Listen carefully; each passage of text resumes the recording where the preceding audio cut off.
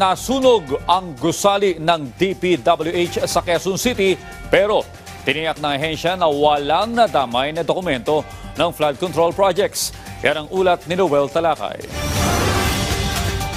Sa video post na ito ng isang netizen, makikita ang maitim na usok sa isang gusali ng Department of Public Works and Highways o DPWH sa Nia Road, Barangay Pinyahan, Quezon City. Batay sa ulat ng Bureau of Fire Protection o BFP, ang gusali ng DPWH, Bureau of Research and Standards ang kinakain ng apoy. Alas 12:39 nagsimula ang sunog.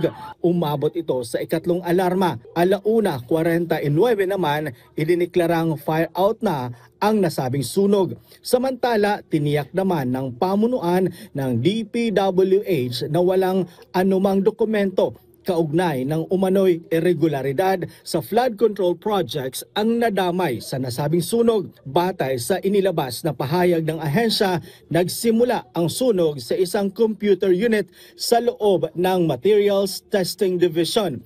Agad naman nagpadala ng investigation team ang kagawaran upang tukuyin ang sanhi ng insidente, suriin ang lawak ng pinsala at matiyak na hindi na mauulit ang katulad na insidente. Walang nasugatang empleyado sa sunog. Ang DPWH Bureau of Research and Standards ang responsable sa pagsasagawa ng pananaliksik, pag-aaral, pilot testing at pagbuo ng mga pulisiya para sa infrastructure projects ng pamahalaan. Noel Talakay para sa Pambansang TV sa Bagong Pilipinas.